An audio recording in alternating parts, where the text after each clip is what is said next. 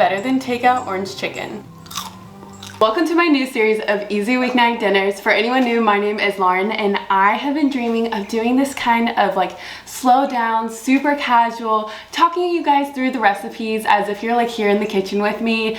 And so here we are, and let's get started. If you can't already guess, we're gonna make some better than takeout orange chicken, and we're gonna start using chicken thighs. You can also use like boneless and skinless chicken breasts, but sometimes chicken thighs are a little bit cheaper, and I feel like they're more tender after you like cook them. So we're just gonna use kitchen shears or scissors, and we're gonna cut them into bite-sized pieces. And don't try to get like super picky or hard on yourself, just cut it as you will. Now that I've cut all the chicken into bite-sized pieces, and wash those hands, people, because those chicken juices, I do not want food poisoning, and I know you don't either. So we're going to start with about a teaspoon of baking powder. I'm just kind of hoping I make that number. And then we're going to use potato starch, about half a cup. And you can also just use like regular all-purpose flour, but this does help make it extra crispy. I really don't feel like washing my hands again, so I'm going to use these wooden spoons, but you can also use like tongs, or you can use your hands. Hands are always like the best kitchen tool because you can get into all those little corners. The sound of potato starch is just uncomfortable to me, but it's a must. Like, it's a must pantry essential, and you'll get me when you, I don't know if you've ever like worked with potato starch before, or when you do make this recipe, you'll understand what I'm saying. Let me know if you feel me, or if I'm just a little weird like that. This is perfect. See if you guys can see it. As you can see, the chicken is super well coated, and that is our goal. So next, we're going to add our liquid mixture to it. All right, next we're gonna need an egg, and can we just take a minute to admire how beautiful these eggs are? I'm choosing from a green one, and we're just going to beat the egg until basically smooth. We're just gonna take this egg and we're gonna add it to our chicken mixture. Make sure we get that whole egg in there. Then we're going to add some soy sauce, about a tablespoon. Again, just kind of eyeing it. And then half of our minced garlic and some salt. And probably do a little more salt than I should. And black pepper. Again, we're just gonna mix this all together. And honestly, I feel like it might be easier with just 1 spoon. So I'm gonna set that aside. I'm having to like bend down for the camera. Being tall is not, does not have its reward when filming. No. Once you mix that well, and I keep getting it on my hands, so gross. Once you see no flour left, we're going to set that aside and let it soak about 20 minutes, which is basically the time it's gonna take to make the sauce. Next up is the sauce, and I got a big old chunk of ginger. Ginger, it has like so many incredible health benefits, and while I won't list them all, maybe I'll list them in the caption, but I also had minced my garlic a little bit earlier today, and the reason, not a little bit earlier, okay, sometimes I talk and then I don't realize what I'm saying. 15 minutes ago, I minced my garlic. The reason being is, and I had a neighbor tell me this, tell actually my mom this, when I was like in middle school, you want to let your garlic sit so that the compounds, like the powerful antioxidants and just like all those incredible health benefits can fully develop before the heat like inactivates the enzymes. So that's why I did it 15 minutes ago. So it is hopefully fully developed by now.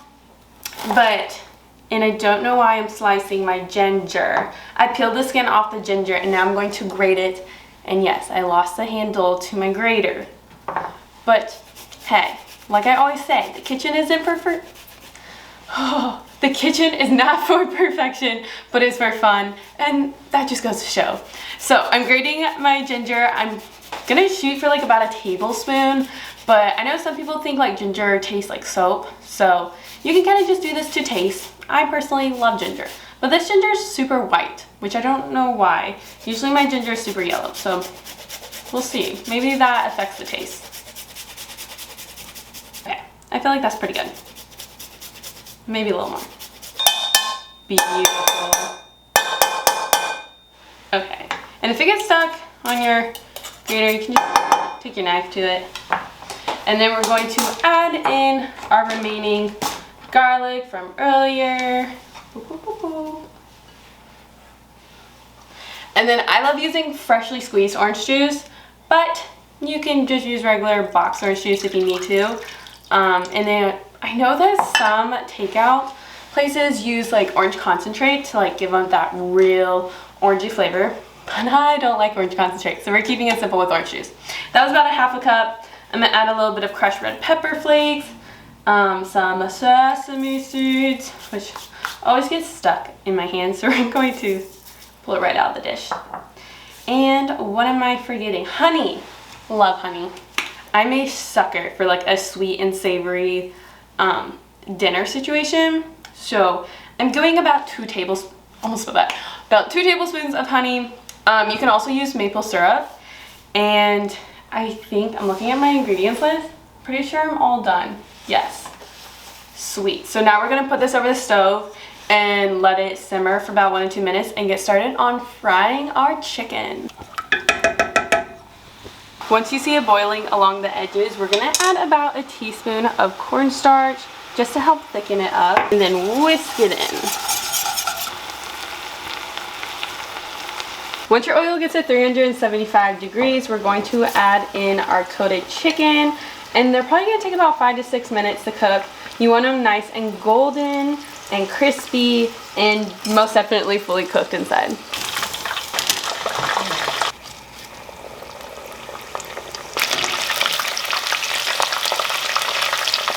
Okay, this is probably gonna burn my mouth, so we're gonna try this together.